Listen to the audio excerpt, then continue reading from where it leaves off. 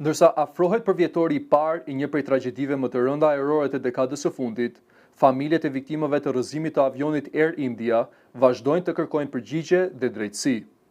Roger Christian dhe bashkëshortja e tij Rachna ishin mes 260 personave që humbën jetën kur një Boeing 787 Dreamliner i Air Indias u rrëzua më njëherë pas ngritjes nga aeroporti i Ahmedabadit në një fluturim drejt Londrës. Prindrit e Rogerit, David dhe Sarla, thonë se dhimbja nuk është larguar asnjë ditë. Ata shprehen se ende nuk kanë marrë asnjë shpjegim të qartë për atë që ndodhi dhe kërkojnë që autoritetet të publikojnë të gjitha të dhënat e hetimit për të zbardhur plotësisht shkaqet e aksidentit. Sipas burimeve të njohura me procesin, autoritetet indiane të hetimit të aksidenteve ajrore pritet të vonojnë publikimin e raportit final.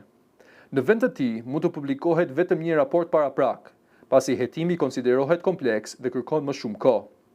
Ndërkohë, sindikata e pilotëve në Indi ka kundërshtuar publikimin e një raporti të ndërmjetëm, duke kërkuar më shumë të dhëna teknike nga Boeing dhe Air India për të kundërshtuar hipotezat që po shqyrtohen nga hetuesit.